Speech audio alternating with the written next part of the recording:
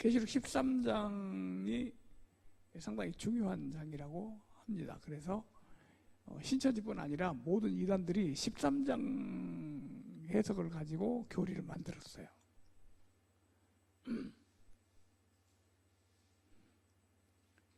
내가 보니 한 짐승이 나오는데 뿔이 열이요 머리가 일곱이라. 열뿔 일곱 머리. 신천지 공부할 때 많이 들었을 거예요. 열뿔 일곱 머리. 그랬죠? 열뿔 일곱 머리. 계속 그런 말을 했어요. 이게 바로 열뿔 일곱 머리. 뿔이 열이요 머리가 일곱이라.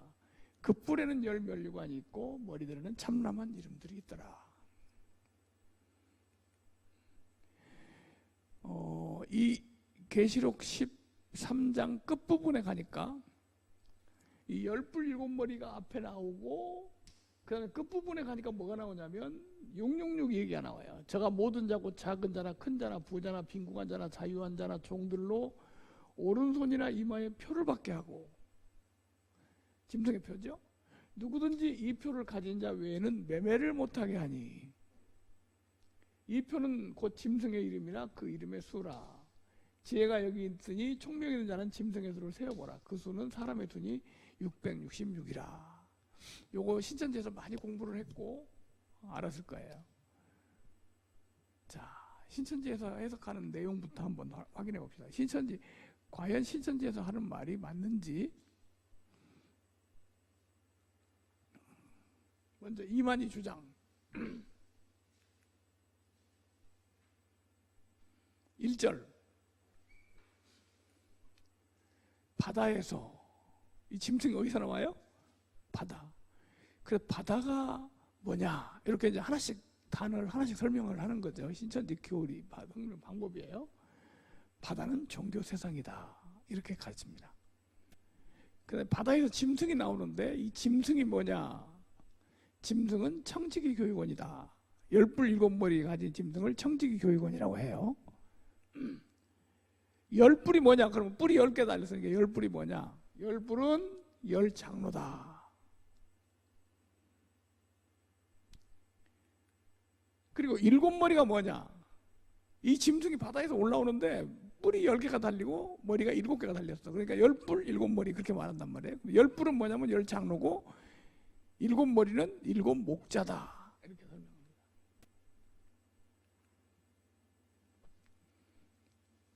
그러니까 일곱 목자, 목사 7명하고 장로 10명하고 만든 조직이 청지기 교육원이다.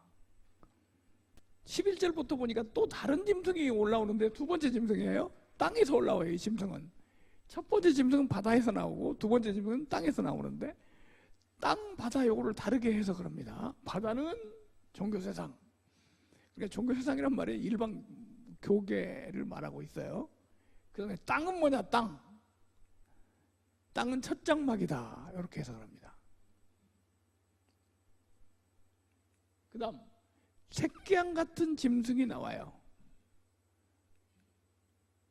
그 새끼양 같은 짐승이 두 뿔을 가지고 나오는데 이 새끼양 같은 짐승이 뭐냐? 오평호다.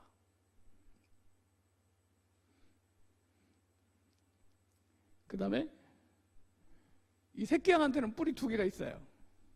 자, 여기서 지금 짐승이 둘 소개를 하고 있는데 1절부터 10절까지는 열뿔 7머리를 소개를 했어요. 요거는 10장로 7목자로 만들어진 청지기 교육원이고, 그 다음에 땅에서 또 다른 짐승이 나오는데 요거는 첫 장막에서 나온다. 땅이 첫 장막이다. 근데 새끼양 같은 짐승이다, 이거는. 그런데 요거는 누구를 말하냐? 오평호를 말한다. 이렇게 배웠죠? 그런데 여기 열뿔이 뭐예요? 열뿔이 뭐예요? 열장로. 근데 두 뿔은 뭘까요, 그럼? 열뿔은 열장로면 두 뿔은 뭘까요? 기억이 안 나요? 이게 열뿔이, 뿔이 장로라고 그랬으니까 뿔이 장로, 열장로, 열뿔이 열장로야. 그러면 두 뿔은 뭐가 돼야 맞아요? 두 장로가 돼야 맞죠? 신천지 안 가서도 신랑이 더 잘하네. 두 뿔은 두 장로가 돼야 돼. 그런데 요게 두 장로가 아니거든. 실제로 첫 장막에 장로 2명이 있었던 게 아니야. 그래서 그냥 이렇게 말해요. 두 권세자. 두 장로라고 말을 안 하고. 요거는 지금 신천지 책 페이지 수들이에요. 책에 이렇게 신천지 책에도 이만희가 쓴 책에도 이렇게 나와 있습니다.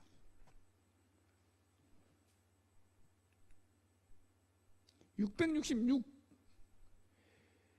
계시록 12장, 13장 전체 해석을 하나하나 다 반등을 하는 게 아니고 중요한 부분만 하는데, 신천지에서 말하는 666이 뭐냐? 666 배웠어요? 신천지에서? 배웠어요, 안 배웠어요? 자, 두 가지로 배웠을 거예요. 두 가지로 배웠을 거예요. 첫 번째는 666이 뭐냐? 금신상이다. 바벨론 느부갓네살 왕이 만든 금신상인데, 여기에 들어간 금이 600세겔, 그리고 높이가 60규빗, 넓이가 광이 6규빗, 그러니까 666 딱 맞았잖아요. 그거 배웠죠? 기억나요? 자, 금신상 만드는데 금이 600세겔이 들어갔대요. 우리 사모님 배웠어요? 네, 들은 기억나죠? 거기 무슨 지파예요?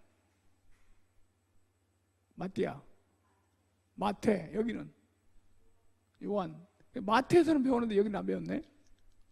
얘네들이 이거를 하는 데가 있고 안 하는 데가 있어요. 왜 그런지는 좀 더 들어보면 알아요. 두 번째, 솔로몬 얘기예요.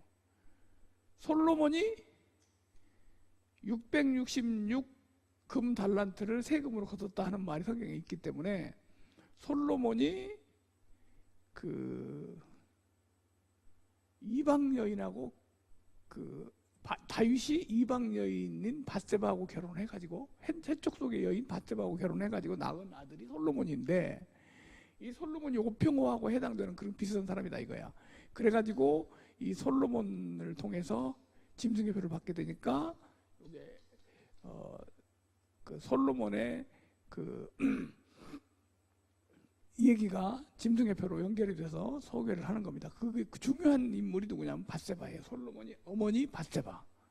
밧세바는 어디 사람이라고요? 이방 여인, 해쪽 속이라고 하는 겁니다. 자, 이런 내용이 신천지에서 가르치는 교리 내용인데, 이거를 한번, 자, 요거 이제 요 신천지 주장하는 내용을 다시 한번 자세히 정리를 해보겠습니다. 바다는 종교세상이다. 이렇게 종교세상이라고 말을 하고 있어요. 그 다음, 짐승은 청지기 교육원이다. 10뿔 7머리로 보좌를 구성한 짐승 청지기 교육원이랍니다. 7머리는 7두령, 곧 7목자이며 10뿔은 7목자에 속한 10명의 권세자이다. 이렇게 설명을 해서 10뿔 7머리. 그러니까 요 얘기를 신천지 해석을 보면, 바다에서 짐승이 나오는데 그 짐승이 청지기 교육원인데, 거기에 뿔이 10개가 달렸어. 그러니까 장로가 몇 명? 10명. 그리고 목사는 몇 명? 7명. 그래서 10뿔 7머리 이렇게 된다고 말이에요. 이거 계시록에 10뿔 7머리가 뭔지 모르고 있던 사람이 이런 해석을 들으면 기가 막히다 막 그렇게 빠져들어가는 거죠. 뭔가 딱 맞아 들어가는 느낌이잖아요. 그죠?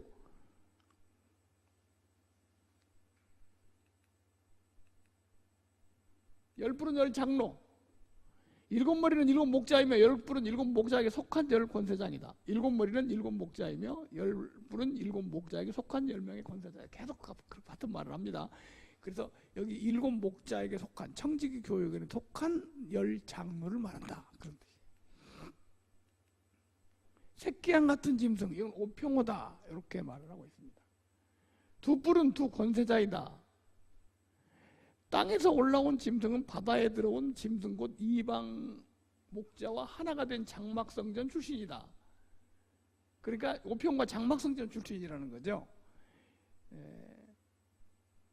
그에게 두 뿔이 있다는 것은 힘을 실어주는 두 권세자 둘이 있다는 뜻이며 용처럼 말한다는 것은 용에게 받은 교리를 대언한다는 의미다. 이 두 짐승은 멸망받는 장막성전의 단장으로 올라온다.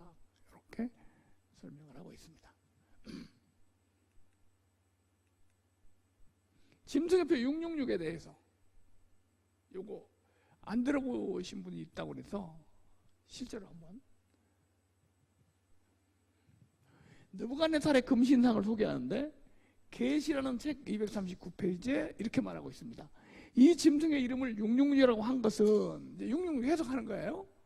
귀신의 나라 바벨론 왕 느부갓네살이 금으로 만든 우상을 빙자한 것으로서 이 그 우상에 든 금이 모두 600세겔이요. 몇 세겔? 600세겔. 그냥 우상에 든 금이 600세겔이고 고가 60이며 넓이가 6이므로 이를 합하여 666이라고 한 것이다. 아하, 왜 666이라고 했냐? 이 금신상을 만드는데 그 금신상에 들어간 금이 600세겔이고, 그죠?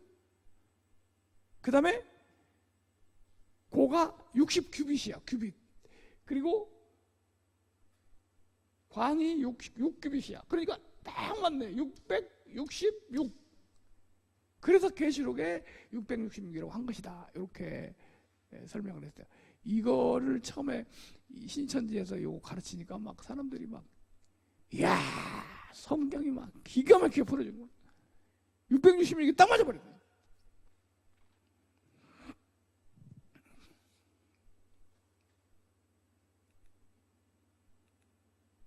두 번째 얘기, 솔로몬 얘기입니다.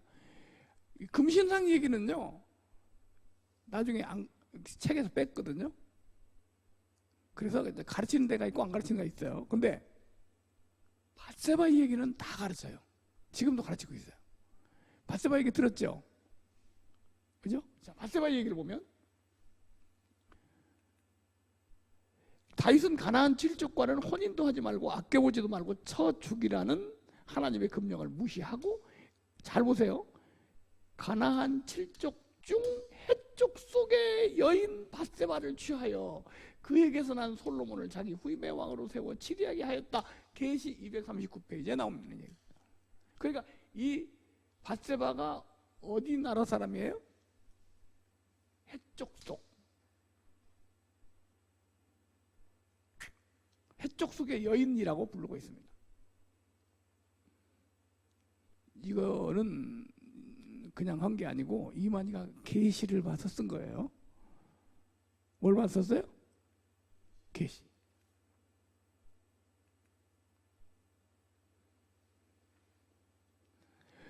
본문의 666 짐승의 사건은 금 666달란트를 가진 솔로몬 때를 빙자한 것으로 다윗 장막 출신의 다윗격인 목자가 이방 7 목자 머리 중에 한 목자를 취하여 솔로몬격인 영적 아들을 낳고 이 아들에게 자기 당회장 자리를 넘겨준 사건이요. 당회장이 된 솔로몬 같은 이 목자는, 이게 오평호인데 오평호는 솔로몬 같은 목자라고 지금 하고 있어요. 그리고 이런 얘기를 하기 위해서 솔로몬을 배도자로 얘기를 하고 있습니다. 그렇죠?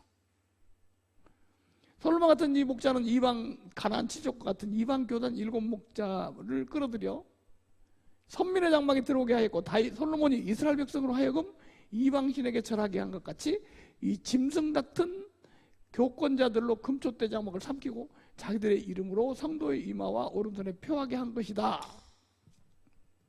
여기 이만희 해석입니다. 자, 근데 요거 이제 계시에 나오는 건데, 근데 여기서 중요한 게 뭐냐면 다윗이 이방 여자를 아내로 삼아갖고 낳은 아들이 솔로몬이라는 거야. 여기에 포인트예요. 다시 말하면 밧세바라는 여자가 이방 여자, 해쪽 속 여자인데 이 여자를 데리고 이 여자를 자기 아내로 삼아가지고 낳은 아들이 누구라고요? 솔로몬. 그러면 요거를 빙자를 해서 이 솔로몬이 뭐냐?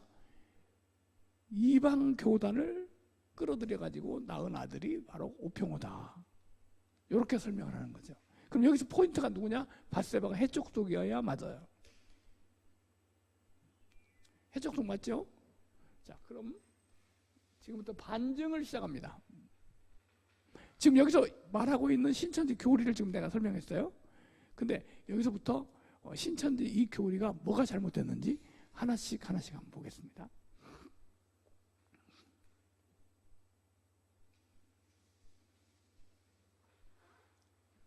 뿔이 10개 달렸는데 이 뿔은 10장로라고 그랬죠. 그죠? 그럼 이 10장로는 어디에 있는 10장로가 돼야 돼요? 바다에서 짐승이 나오는데 그 짐승이 청지기교육원이야. 근데 그 짐승에게 머리가 7개 달리고 뿔이 10개 달렸어. 뿔은 뭐라고? 장로야. 그러면 청지기교육원에 장로 몇 명 있어야 돼? 10명 있어야죠. 근데 청지기교육원이라는 데는 장로가 없어요. 10명이 아니라 1명도 없어. 왜 그러냐면 청지기교육원은 목사님들 재교육시킨다고 자기들이 세미나 같은 거 하는 거 만들어 놓은 거예요. 장로가 무슨 필요가 있어. 그래서 실제로 청지기교육에는 장로가 없습니다. 그럼 10장로가 있으면 10장로를 나와야 할 거 아니에요. 10장로가 있어야 할 거 아니에요. 청지기교육에는 뭐가 없다? 장로가 없다. 내가 20년 전부터 계속 왜 청지교육에 10장로가 어디 있냐 그렇게 해도 말을 못해요. 왜? 없는 걸 얘기하고 있어.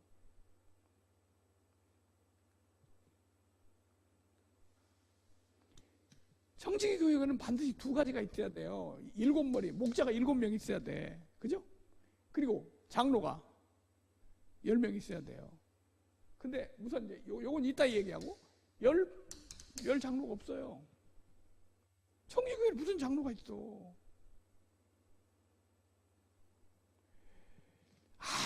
이 얘기가 10뿔 10장로 딱 맞다. 딱 맞긴 뭐가 맞아. 장로가 없는데. 없는 얘기를 갖다가 허구로 만들어서 말을 하니까 맞는 것 같이 들리는 거예요. 지금 신천지 발전사라는 책에 10뿔, 10장로가 되고 있는 모습을 사진을 찍어놨어요. 그럼 이걸 보고 오 맞네 10장로 여기 있네. 자 그런데 10장로가 청지기 교육원에 10장로가 있어야죠. 근데 이 10장로는 청지기 교육의 10장로가 아니에요. 자 한번 읽어볼까요? 밑에 요 밑에 글자를 좀 크게 했어요. 오평호 목사가 이삭교회 당회장이 된 후, 그러면 청지기 교육원은 7목자와 10장로로 구성된 거고, 오평호 목사는 새끼양 같은 2뿔을 가진 새끼양 같은 짐승이죠. 그죠? 그럼 지금 여기 오평호 목사가 이삭교회 당회장이 된 후 그랬으니 요거는 7머리 10뿔을 가진 짐승을 말하는 거예요? 새끼양 같은 짐승을 말하는 거예요? 새끼양 같은 짐승을 말하는 거죠. 그죠? 오평호 목사가 당회장이 된 후 12장로를 사퇴시키고 장로교회 법에 따라 10장로 10뿔을 세웠다. 그러니까 지금 이 청지기 교육원에 장로가 없으니까 오평호 목사가 하고 있던 이삭교회 10장로를 그냥 10뿔이라고 해버린 거야. 자, 다시 한번 얘기하면 오평호는 땅에서 나온 짐승이야. 그죠? 그리고 10뿔 7머리는 어디서 나왔어? 바다에서. 그럼 바다에서 나온 짐승인 청지기교육원에 장로가 10명 있어야 되는데 그건 없어. 땅에서 나온 짐승인 오평호 목사한테 장로 10명을 세웠어. 맞아요? 틀려요? 장로가 없어. 그리고 이 10장로는 10뿔이라고 하는 10장로는 청지기교육원 장로가 아니야. 오평호 장로야. 오평호는 또 말이 안 맞는 게 뿔이 2개인 게 장로가 2명 있어야 돼. 근데 왜 또 10명이 되냐고.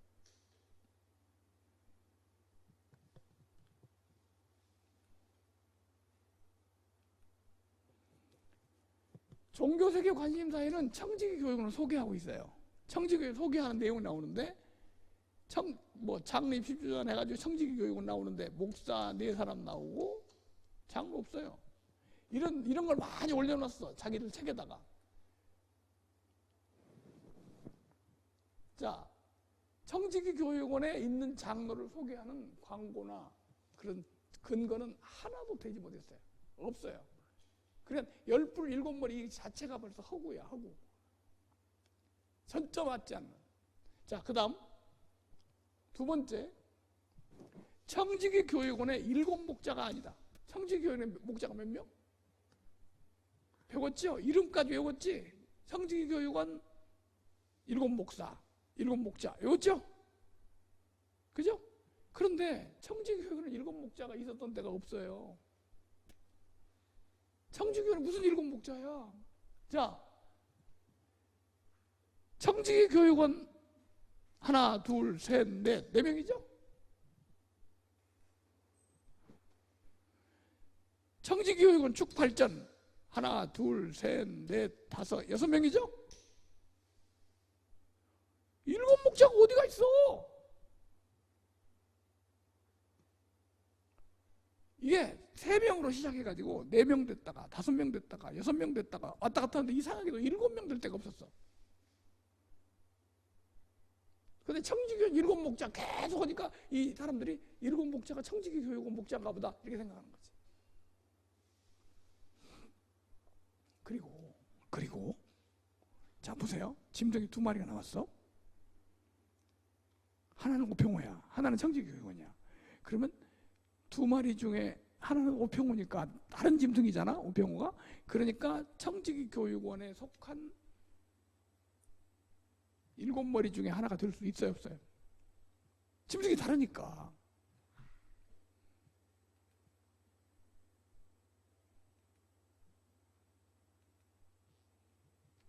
오평호가 7목자에 들어가는가? 자, 여기에 이 새끼양 같은 이 짐승이 땅에서 올라온 짐승이 오평호라고 하는데 7목자는 여기 7머리 10뿔에 들어가는 짐승이야. 짐승이 달라. 근데 이 오평호가 7목자의 또 하나 중에 하나다. 말이 돼야 안 돼?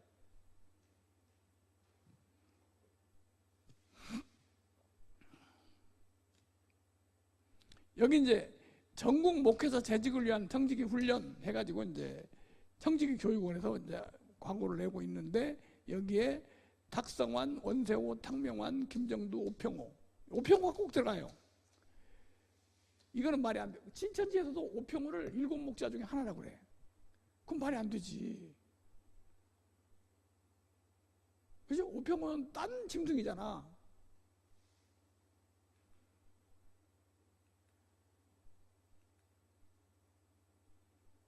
자, 신천지 책, 계시록의 진상이라는 책에 이렇게 나와요.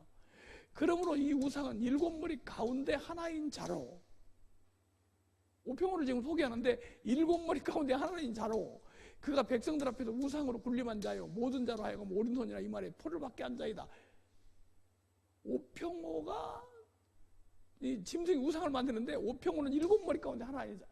아니 지금 7머리 10뿔이 있고 또 새로운 짐승이 땅에서 올라왔는데 요건 오평호라고 그랬어. 근데 또 요 17머리 중에 오평호가 또 들어갔어. 말이 돼 안 돼? 응? 말이 안 되죠? 그러니까 봐봐. 계시록 13장 한 장에서 바다에서 짐승이 올라오는데 7머리 10뿔을 가졌어. 근데 그 7머리 중에 한 머리 하나가 오평호야. 근데 땅에서 또 짐승이 하나 올라오는데 2뿔을 가진 새끼양 같은 짐승이야. 새끼양 같은 짐승은 오평호야. 그럼 여기도 오평호, 여기도 오평호. 말이 돼야 안 돼?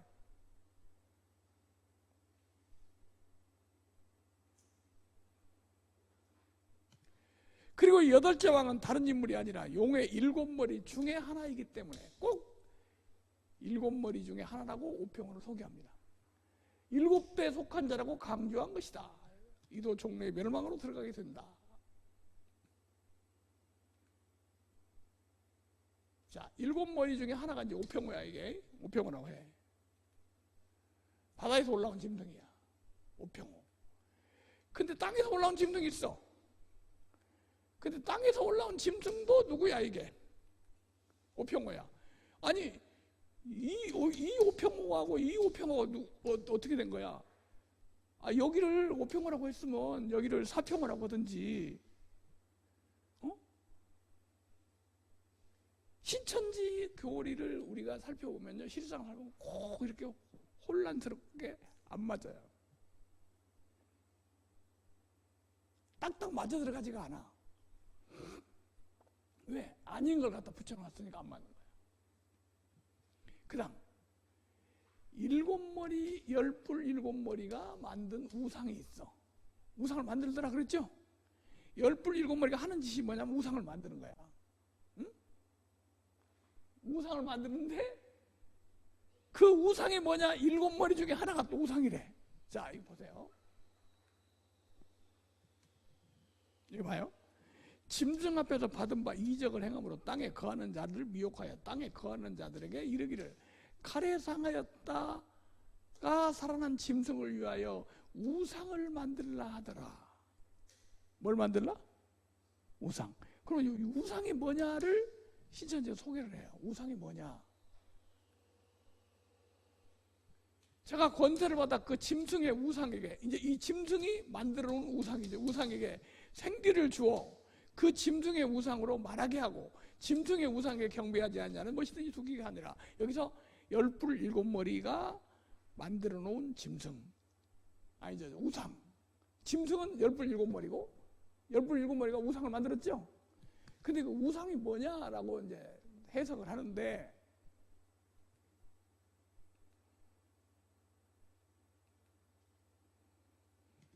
열뿔 일곱 머리가 우상을 만들었어.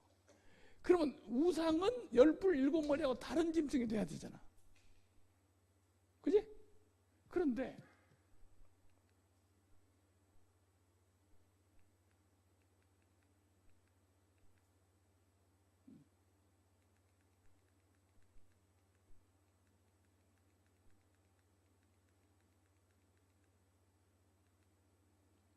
계시록의 진당 205페이지에 그러므로 이 우상은 일곱 머리 가운데 하나인 자로. 말이 돼요, 안 돼요? 일곱 머리 열 뿔이 우상을 만들어서 사람들한테 이 우상한테 섬기라고 이렇게 했는데, 일곱 머리 열 뿔이 만든 우상은 일곱 머리 중에 하나인 자가 우상이 됐다. 말이 안 되죠. 예? 요새? 처음에, 맨 처음에 했던 책이 계시록의 진상. 뭐가 달라요? 말해봐, 뭐가 달라?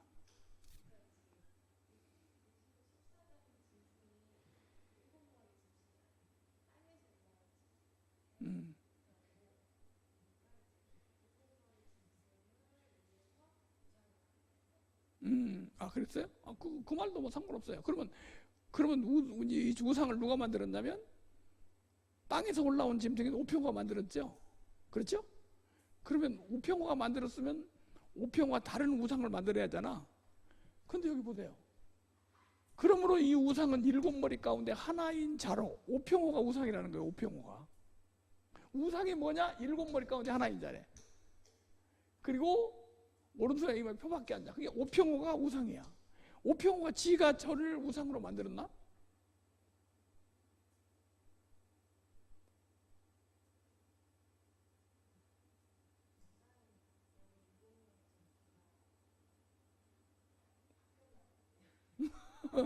교리가 바꿨다고? 그러니까 두 가지로 말을 해. 일곱 머리 열 뿔 중에 일곱 머리 중에 하나인 우평우가 우상이다. 요렇게 말한 데가 있고, 또 하나는 목사 한 수 받은 사람, 요 사람들이 우상이다. 이렇게 말한 데가 있어요. 그러니까 얘네들이 말이 자꾸 헷갈리는 거야. 자, 그 다음.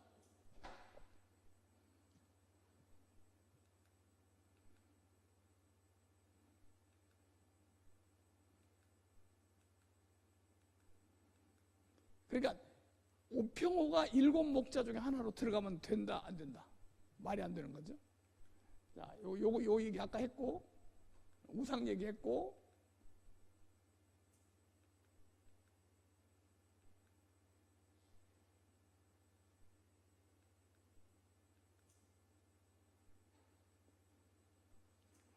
우평우는 장로 두 명이 아니었습니다. 우평우가 그 첫 장막을 맡아서 할 때 교인이 3,000명 정도 됐어요. 3,000명인데 장로 2명 갖고 돼야 안 돼요. 그 두 권세, 그냥 장로라고 말 못해서 그냥 두 권세자라고 말하는 거예요.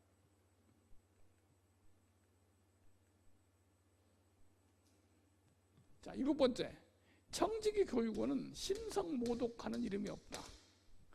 내가 보니 바다에서 한 짐승이 나오는데 뿔이 10이요 머리가 7이라. 10뿔 7머리죠.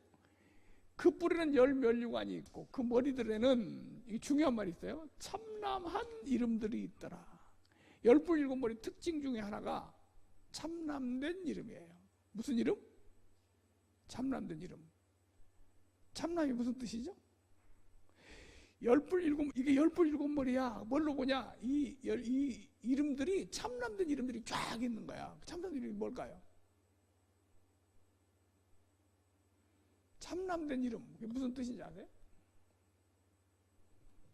곧 성령으로 나를 데리고 광야로 나가니라. 내가 보니 여자가 붉은빛 짐승을 탔는데 그 짐승의 몸에 참남된 이름들이 가득하고, 하나만이 아니야. 그 짐승의 특징이 참남된 이름으로 가득했어. 참남된 이름이 뭘까요? 참남하다. 이게 참남하다. 네, 이런 말이 있어. 참남하다. 너는 참남하다. 이렇게 참남이란 말이 무슨 뜻일까요?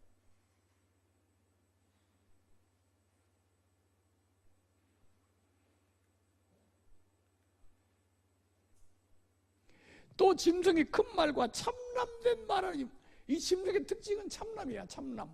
참남된 이름, 참남된 말, 막 이런 거 하는 거예요. 자, 참남이 뭔지 한번 보겠습니다. 요한복음 10장 33절에 유대인들이 대답하되 선한 일을 하여 우리가 너를 돌로 치려 하는 것이 아니라 참남함을 인함이니 내가 사람이 되어 자칭 하나님이라 함이라. 참남이 뭐냐면요, 내가 하나님이야 이렇게 하는 게 참남이에요. 감히 인간이 말이야 하나님이라고 주장을 해. 이게 바로 참남함이야. 그럼 참남된 이름이라는 건 뭐냐면 인간을 하나님이라고 주장하는 이름이 바로 참남한 이름이야. 자, 그럼 청지기 교육원이 만약에 10뿔 7머리, 이 계시록 13장에 해당하는 10뿔 7머리에 맞으려면 청지기 교육원에는 참남된 이름들이 많아야 돼. 인간을 하나님이라고 주장하는 그런 교리, 그런 이름들이 많아야 돼. 근데 청지기 교육원은 그런 게 없었어요. 지금 이만희가 자기를 보혜사라고 하고 자기를 재림주라고 하고 그리스도라고, 이게 바로 참남함이야. 참남된 거야.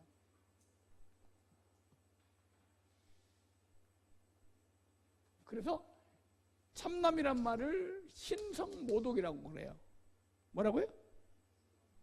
인간을 하나님이라고 하니까. 그래, 지금 이단 교주들이 전부 참남된 이름을 가지고 있죠. 그래서 10뿔 7머리를 설명할 때 청지기 교육원에는 참남된 이름이 없습니다. 만약에 그런 게 있었다면, 인간을 하나님이라고 하고 그런 게 있었다면 진즉 책에다 그렇게 써놨을 거예요. 그리고 그렇게 그런 걸 할 만한 존재들이 못 돼요. 그런 큰 단체도 큰 단체가 아니고. 8번째, 짐승의 표 666의 해석이 맞지 않다. 신천지의 해석이 안 맞아. 짐승의 표 666 해석이 안 맞아. 어떻게 안 맞는지 한번 살펴보겠습니다.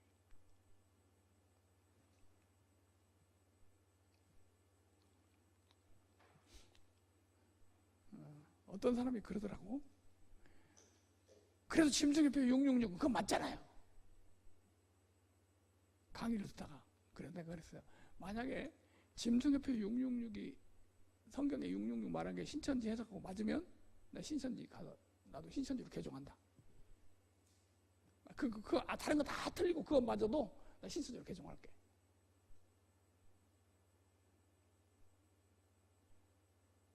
자, 어떻게 안 맞는지 한번 확인해 보겠습니다. 제가 모든 자고 작은 자나 큰 자나 부자나 빈궁한 자나 자유한 자나 종들로 오른손이나 이마에 표를 받게 합니다. 지혜가 여기 있으니 총명된 자는 그 짐승의 수를 세어보라. 그 수는 사람의 수니, 무슨 수? 사람의 수니 666이라. 왜 666이라고 했을까? 666이라는 게 뭐냐? 여기에 이제 짐승의 표를 주는 게 바로 열불 일곱 머리가 아니라 이 새끼양 같은 짐승이에요. 그러면 이 말은 신천지 해석대로 하면 짐승협회 666이라는 것은 오평호가 있을 때만 해당돼요. 그리고 첫 장막에서만 해당돼요. 그래서 신천지 책에 이렇게 나와 있어요. 전 세계가 아니라 오평호 당시에 바로 80년 9월부터 80년 3월까지 그 기간에 첫 장막에서 일어난 일이 다른 데서 일어난 일이 아니다. 이렇게 말을 하고 있어요. 666이라. 그래서 이제 그 666을 설명을 하는 겁니다.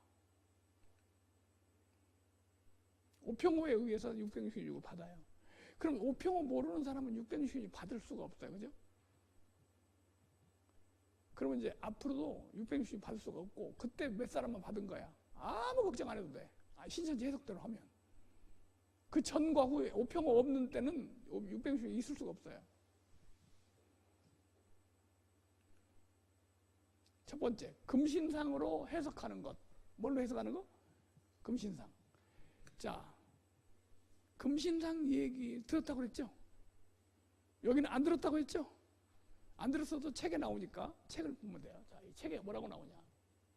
계시 239페이지에 짐승의표를 이렇게 해석하고 있습니다. 잘 보세요. 이 짐승의 이름을 666이라고 한 것은 왜 666이라고 했냐? 귀신의 나라 바벨론 왕 느부갓네살이 금으로 만든 우상을 빙자한 것으로. 뭘로 만든 우상? 금으로 진짜 만들었어요.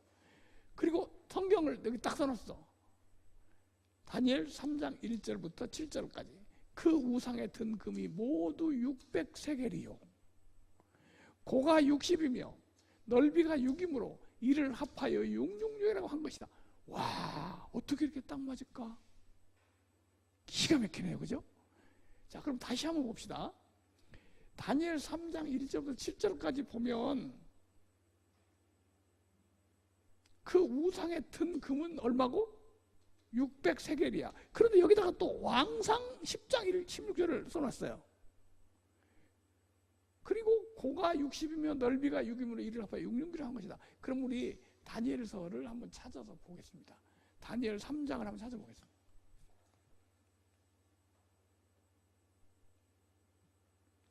다니엘 3장 1절, 여기 성경절 앞에 나옵니다. 자, 여기 잘 보세요. 이제 이걸 근거로 했어요. 느부갓네살 왕이 금으로 신상을 만들었으니 고는 60규빗이요. 고가 얼마? 60규빗. 광은 6규빗이라. 그것을 바벨론 도의 두라 평지에 세웠더라. 이 다니엘 3장을 보면 이제 그 금신상 만드는 얘기가 나오는데, 이 금신상을 어떻게 만들었냐면 그 높이가 60규빗이야. 규빗이라는 것은 이스라엘 사람들이 고대의 길이 하는 건데, 요 손가락 끝에서부터 팔꿈치까지, 여기서부터 여기까지의 길이를 규빗이라고 합니다. 그래서 보통 그 규빗을 55cm 정도를 1규빗이라고 해요. 그럼 계산하기 쉽게 50cm라고 하고, 60규빗, 그러니까 60규빗, 넓이는 6규빗. 그럼 6규빗이면 50cm라고 하면 5, 6, 30, 3m. 높이가 얼마예요? 60규빗. 그게 몇 m예요? 30m. 높이가 얼마? 30m. 그러니까 3m에 30m짜리 우상을 만들었어요. 근데 이걸 뭘로 만들었냐? 금으로 만들었어요. 근데 이상한 하나는 금이 얼마가 들어갔는지 소개가 없어요. 그냥 60규빗과 6규빗 요것만 소개를 하지 금이 얼마가 들어갔다 소개가 없어요. 자, 30m면요, 30m면 아파트 15층 높이입니다. 30m가 얼마라고요? 아파트 15층 높이에요. 근데 3m에 30m짜리 우상을 만들었다고 했는데, 이걸 금으로 만들었다고 했어요. 금이 얼마나 들어갔을까요? 우리 형제님 한번 상상해봐. 금이 얼마나 들어갔을까? 3m에 30m짜리를 금으로 만들어 세웠어요. 얼마나 들어갔을까요? 응? 엄청 많이 들어갔죠? 적어도 그물로 따지면 몇십 톤 들어갔겠죠, 그죠? 그렇지? 금이 또 무겁잖아. 30m짜리까지 만들었으니까. 그런데 이만희는 뭐라고 하냐면 600세겔로 만들었대. 얼마로 만들었어? 600세겔. 그러니까 이 금이 얼마가 들어갔는지는 성경에 안 나오는데 이만희가 계시를 받아가지고 600세겔이 들어갔다고 말을 했어. 그러니까 이게 맞을 수도 있어요. 그 계시가 맞으면 그것도 맞는 거야. 그죠?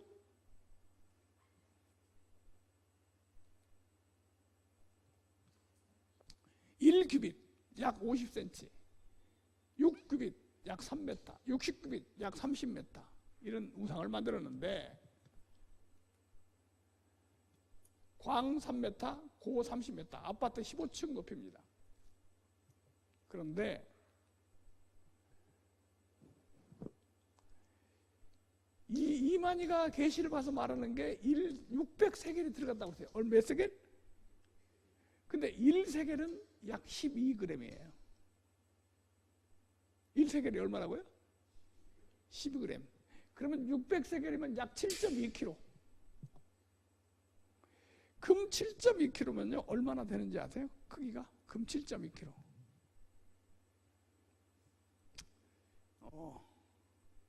금 10kg짜리 금이 무겁거든요. 10kg짜리 골드바, 이게 10kg짜리 골드바인데 금 10kg짜리 얼마 안 커요. 우리 성경책, 큰 성경책 한 권 정도면 7.2kg 돼버려요.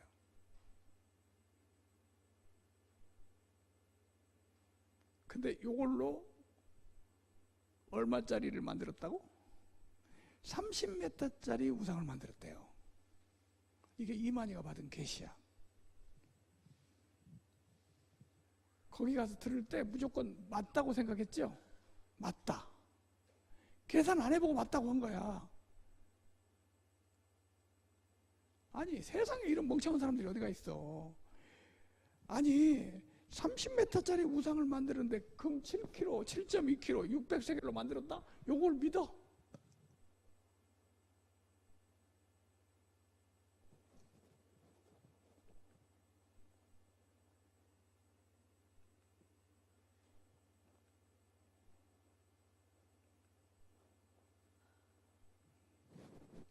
요거 10kg짜리인데 요걸 만들었다? 말이 돼야 안 돼?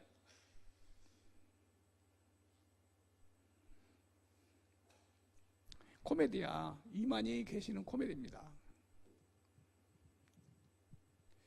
어떤 강사가 이 강의를 했더니 나한테 이렇게 말하더라고. 금을 가늘게 실처럼 뽑아가지고 만들었지 않았을까요? 그래 내가 그랬어요. 미친놈아. 실같이 가늘게 해보면 그게 서 있냐? 그랬더니 또 뭐라고 하는지 알아요? 혹시 도금하지 않았을까요? 도금. 어떻게든지 이만희 계시를 맞다고 해야 되니까. 근데요, 금 600세겔로는 도금도 안 돼요. 30m짜리 도금 불가능합니다.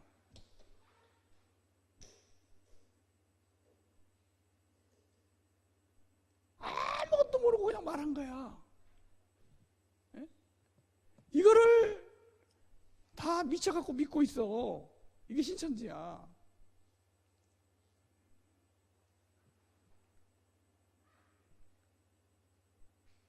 자, 600세겔이라는 게 얼마의 무게인지 성경에 사용된 내용들 한번 보면요. 열왕기상 10장 16절에 아까 열왕기 10장 16절 했잖아요.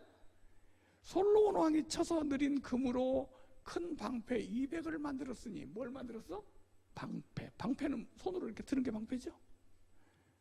매 방패에 든 금이 600세겔이며 그러니까 한 7kg짜리를 들 수 있잖아. 방패에 든 금이 600세겔인데 왜 이 성경 구절을 금신상 만드는 데 인용을 해가지고 600세겔이라고 하냐고. 지금 금 600세겔을 얘기할 때 요 성경 구절을 인용을 했어요. 그러니까 전혀 상관없는, 우상 만들 때 든 금하고 솔로몬 상관없는 얘기를 지금 하고 있는 거예요. 근데 신천지에 빠지면 말이에요, 이래도 믿고 저래도 믿고 무슨 말도 안 되는 웃기는 소리를 해도 다 믿어버리는 거야. 아니, 똑똑하게 생겼는데 왜 그랬어요?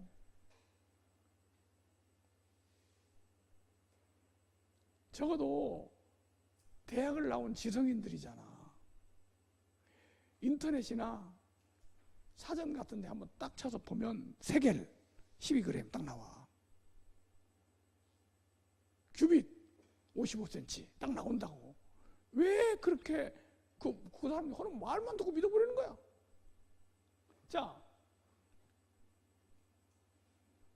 여기 이 세겔이 어느 정도 무게로 쓰이는지 한번 보면, 여기 보니까 골리앗의 갑옷. 누구 갑옷? 골리앗이 거인이잖아요, 거인. 근데 아무리 거인이라도 30m짜리 거인은 없으니까. 골리앗은 어느 정도 거인이냐면, 블레셋 사람의 진에 싸움을 도두는 자가 나왔는데, 3상 17장 4절 5절입니다. 그 이름은 골리앗이요 가드 사람이라. 그 신장은 6규빗 한 뼘이요. 몇 규빗? 6규빗이니까 얼마예요? 아까 계산하면 6규빗 3m.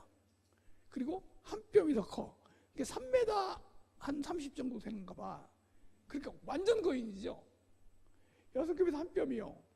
머리에는 노투구를 썼고 몸에는 여린 갑을 입었으니, 이 갑을 입었으니 그 갑옷의 중수가 놋 5,000세겔이요. 아니 30m가 아니고 3m짜리 사람이 입은 갑옷의 무게, 그 사람 몸무게가 아니고 갑옷 그 옷의 무게만 얼마? 5,000세겔. 근데 600세겔로 30m짜리를 만들었다? 말이 돼요, 안 돼요? 그래서 2005년부터 빼버렸어요, 그거를. 그래서 어떤 강사는 그냥 모르고 계속 그 강의를 하고, 어떤 강사는 그걸 안 하는 거예요. 그러니까 어디서는 듣고 어디서는 안 듣고. 여기는 아까 마태에 들었다고 그랬죠? 마태에는 그 미친놈이 정신 못 차리고 강의를 한 거고, 여기는 요한이라고 그랬지? 그러니까 말을 하는 거야. 왜? 창피한 일이거든.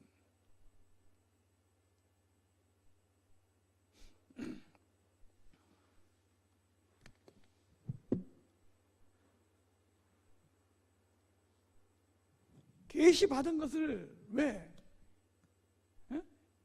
99년도까지 계속 그 책에, 계시라는 책이 99년도에 나온 책인데, 그 책에는 계속 금신상 얘기를 하다가 2005년도에 왜 금신상을 뺐냐? 왜 뺐는지 아세요? 내가 여기가 계속 강의를 하니까 강의를 듣고 녹음을 해서 갖다가 분석을 했어. 도저히 답변을 못 하는 거야. 그러니까 뺄 수밖에 없어요. 이만희 계시가 바로 이런 거야. 거의 다 나한테 받았어.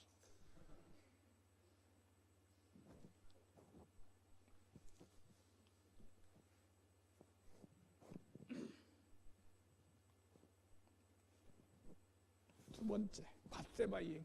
무슨 얘기? 밧세바. 밧세바의 얘기는 지금도 해요. 그래, 최근 수정했지만 지금도 해. 자, 그래서 여기 밧세바가 이방 여인이라고 배웠죠? 배웠죠? 여기 배웠죠? 밧세바 이방 여인인데 이방 여인으로 결혼해서 솔로몬 낳았다. 그런 얘기 들었죠? 자,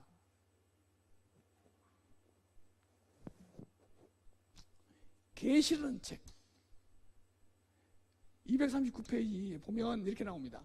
다윗은 가나안 7족과는 혼인도 하지 말고 아껴보지도 말고 쳐 죽이라는 하나님의 금령을 무시하고 가나안 7족 중 해족 속의 여인 밧세바를 취하여 그에게서 난 솔로몬을 자기 후임의 왕으로 세워 치리하게 하였다. 여인 밧세바가 누구냐? 해족 속의 여인. 이렇게 말을 하고 있습니다. 그 책에 나와요, 그대로. 그럼 밧세바가 유대인, 다시 말하면 이스라엘 백성이 아니고 무슨 여인이야? 해쪽 속의 여인이야.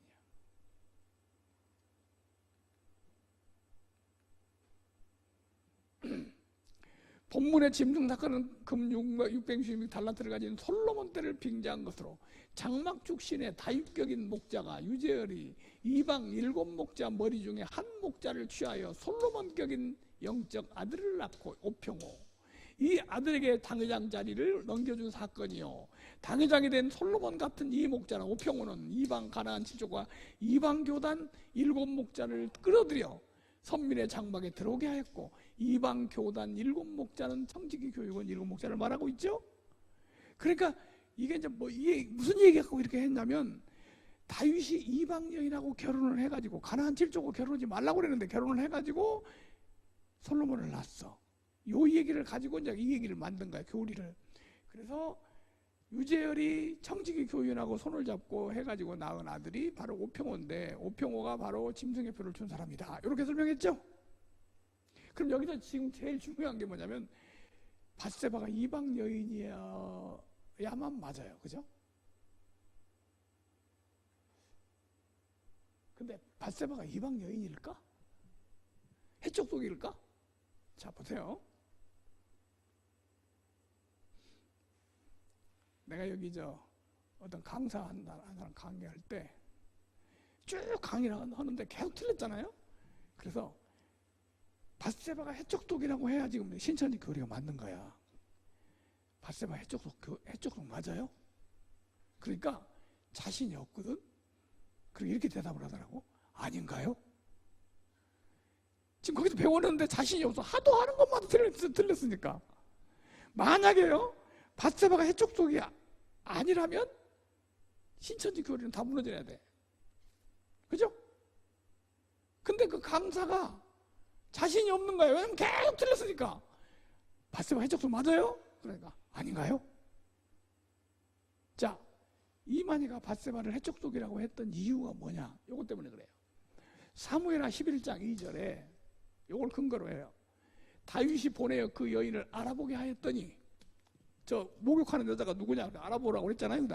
사람을 보내 알아보고 하였더니 고하되 알아보고 와서 그는 엘리암의 딸이요. 무슨 딸? 엘리암의 딸이요. 햇사람 우리아의 아내 밧세바가 아니니까. 요 구절 갖고 지금 밧세바를 햇사람이라고 그랬어. 뭐가 잘못됐죠? 다시 한번. 다윗이 보내 그 애를 알아보게 하였더니 고하되 그는 엘리암의 딸이요. 밧세바는 누구 딸이야? 엘리암의 딸. 햇사람 우리아의 아내. 그러니까 누가 햇사람이야? 우리야. 벌써 지성인들이라 읽으니까 딱 알아들어. 근데 이만희는 초등학교도 못 나온 사람이야. 그럼 이만희 무슨 말인지 몰라. 오! 밧세바가 햇사람이네! 이렇게 생각한 거야. 이거는요, 남편이 햇사람이란 말이야.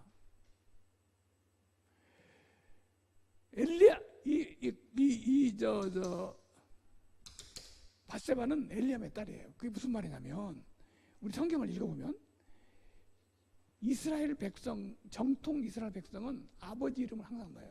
이새의 아들 다윗, 아브라함의 아들 이삭, 이런 식으로 아버지 이름을 넣고 말을 하고요. 이방 사람은 이방 이름을 넣어요. 자, 여기서 엘리암의 딸이요. 요건 정통 이스라엘이에요. 햇사람 우리야. 이 사람은 우리야는 햇사람이라는 거예요. 그래요. 이만희가 잘못 읽은 거예요.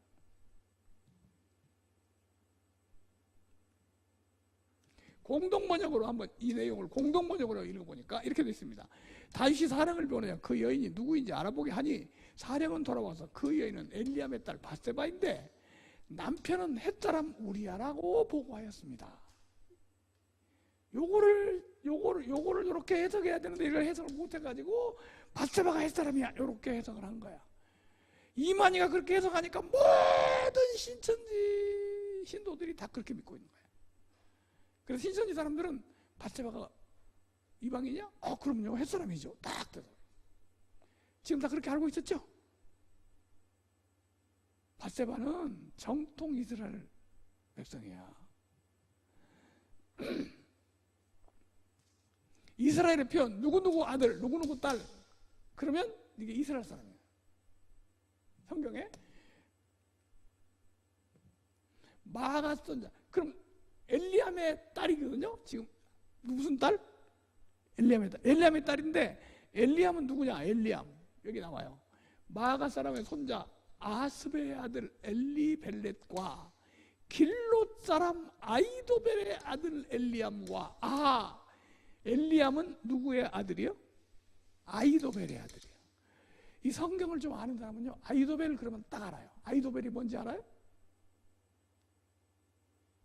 성경을 모르니까. 아이도벨이라는 사람은요, 다윗의 유명한 모사예요. 모사. 그러니까 뭐가 똑같으냐면 삼국지의 제갈공명 같은 사람이 아이도벨이야. 그 아이도벨의 손녀딸이 밧세바야. 근데 아이도벨을 뭐라고 말을 했냐면요, 아이도벨을 이렇게 말했어요. 길롯 사람 아이도벨의 아들 엘리암. 어디 사람? 길로. 사는 곳을 얘기하는 길로. 길로가 어디냐? 길로가 어딘지 알아야 할 거 아니에요? 길로가 해쪽 속이야 맞아요. 근데 길로가 어디냐면요, 다윗이 그 여인을 알아보게 하였더니 그는 엘리암의 딸이요. 여기 엘리암 나오잖아요. 햇사람 우리아의 아내 밧세바가 아니야. 그래서 엘리암은 아이도벨의 아들이고 길롯 사람이 아이도벨이야. 그러면 길롯 사람이라는 얘기야. 길로가 어디냐? 자, 아이도벨, 길롯 사람 아이도벨의 손녀딸, 이게 밧세바예요. 그런데 길로가 어딘지 사전을 찾아보니까 성경 찬송 낱말 사전 106페이지에 보면 길로에 대해 소개합니다. 여호수아가 유다 지파에게 나눠준 성 중에 하나, 베들레헴 북쪽 4km 지점에 있다. 그러니까 길로가 어디냐면요, 유다 족속이 살고 있던 땅이에요. 그러면 밧세바는 무슨 족속일까요? 유다 족속이죠. 길롯 사람 아이도벨의 아들 엘리암의 딸이니까. 그러면 밧세바는 해족속이 아니고 정통 뭐예요? 이스라엘 백성이에요.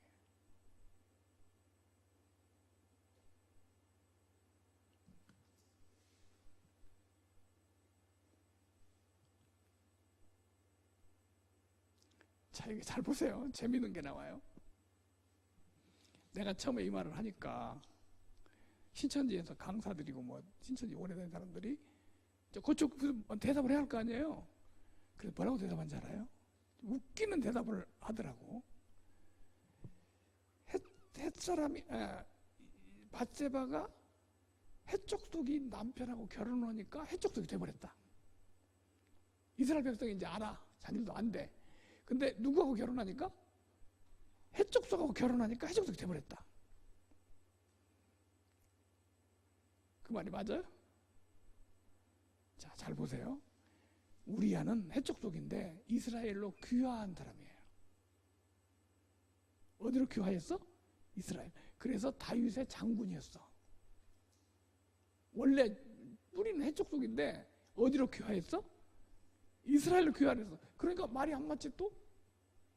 더구나 솔로몬은 언제 낳냐면 우리아가 낳은 게 아니고 우리아는 죽고 나중에 다윗한테 와서 솔로몬을 낳았어. 그러니 해당이 없어 이게 전혀.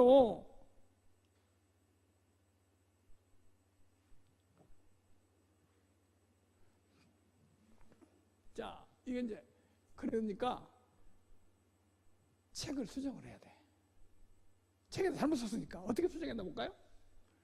다윗은 가나안 칠족과 혼인도 하지 말고 아껴보지 말고 쳐 죽이라는 하나님의 금령을 무시하고 가나안 칠족 중 해족 속의 여인 밧세바를 취하여 그에게 난 솔로몬을 자기 후임으로 새 왕으로 세워 치리하게 하였다. 솔로몬이 외가쪽 햇 여인들을 사랑했고. 자, 여기서 밧세바가 해족 속이기 때문에 해족 속이 솔로몬의 무슨 쪽이야? 외가야. 말이 맞죠?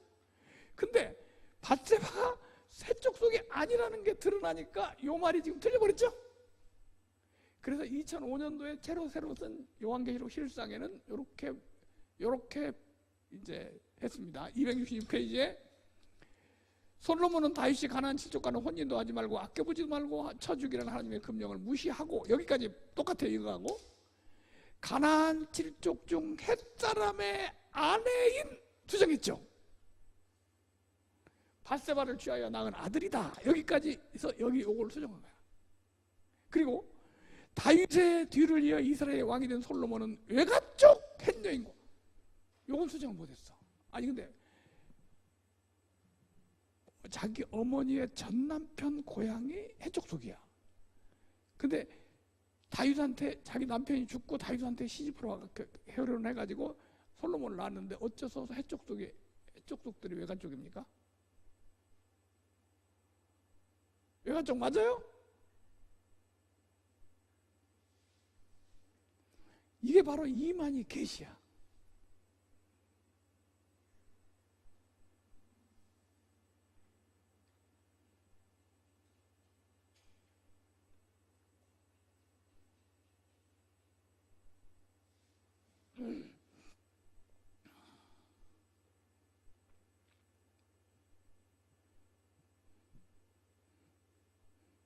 그래서 자기 한번 말을 해놓고 강의를 하고 이걸 수정해서 책에서 이렇게 냈는데, 그 뒤로 계속 밧세바를 해족속 여인, 해족속 이방인 그렇게 말해. 밧세바 이방인 아니에요. 그리고 밧세바가 이방인하고 결혼했으니까 이방인이 이것도 아니에요. 왜냐하면 그 이방인이 이스라엘로 귀화해서 이스라엘 땅에 살고 있었거든. 그리고 솔로몬을 낳을 때는 다윗과 결혼해서 낳은 거지 밧세바 우리하고 난 것도 아니니까 아무런 변명은 안 돼.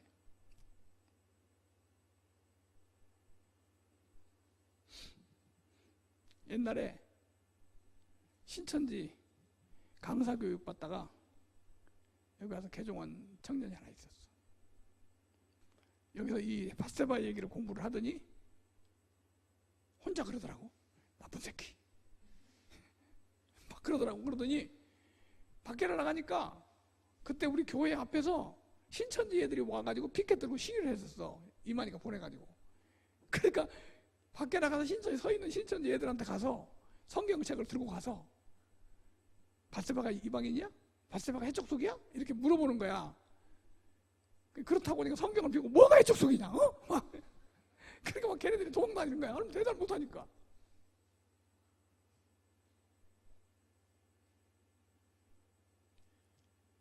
이렇게 허무맹랑한 교리를 가르치는 게 신천지고, 이런 걸 바로 이만희가 받은 계시라는 거야. 그래도 뭐 책 받아 먹은 자, 계시 받은 자, 뭐.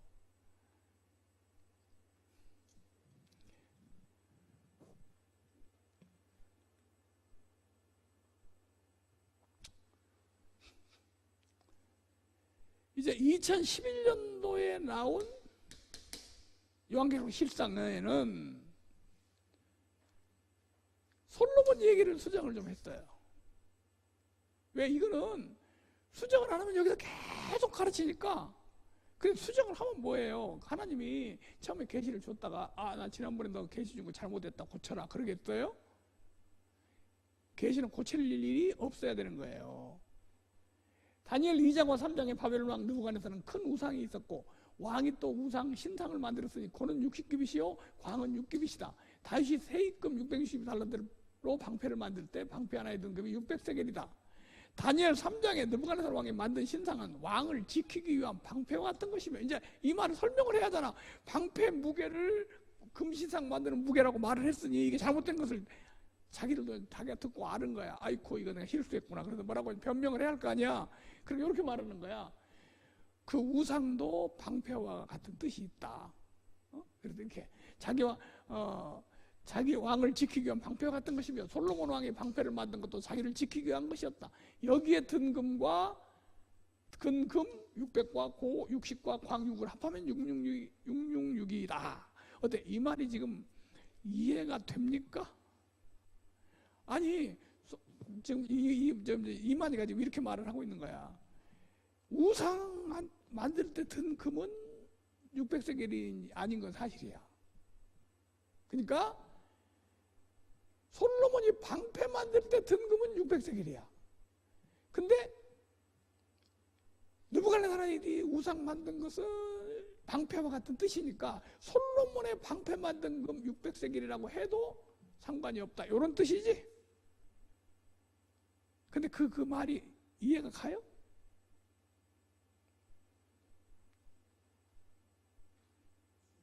오, 그러네. 그렇게 이해가 갑니까?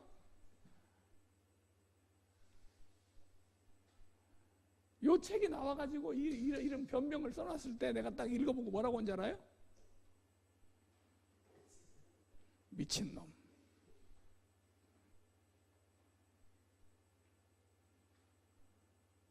아니, 이런 걸 계시라고 그렇게 미쳐서 환장한 거야? 어?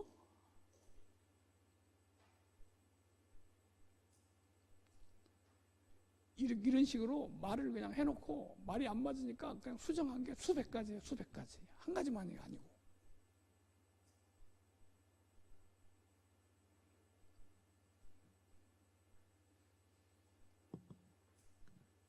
그냥 지가 알아서 말을 해놓고 변명이 안 되는 거야. 이게 변명할 수가 없는 거야. 우리 신천지 다 있을 때 이만희 몸무게가 60kg고 한 달란트가 60kg다. 그거 배웠죠? 네? 배웠어요? 안 배웠어요? 한 달란트. 우박에 하늘에서 우박이 떨어지는데 우박의 무게가 한 달란트라고 그랬죠? 네? 근데 한 달란트 무게가 한 달란트가 60kg니까 이만희 몸무게가 한 달란트 60kg가 더 가지도 않고 덜하지도 않고 항상 60kg로 돼 있다. 이만희 몸무게가 진짜 60kg로 딱 돼 있는지 그건 모르겠어요. 근데 한 달란트가 60kg 아니거든요. 한 달란트가 몇 킬로예요? 아니, 사전에 찾아보면 금방 나와. 한 달란트가 몇 킬로야?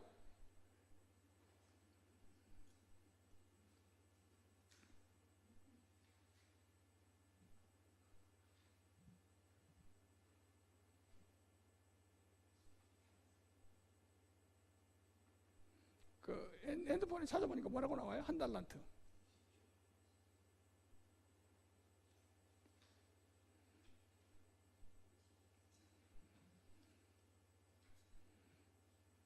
뭐라고 나와요?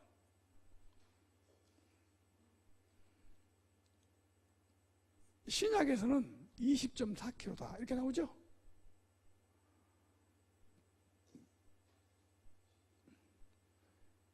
근데 모든 신천지 신도들은 한 달란트가 60kg다. 이렇게 생각하고 있거든.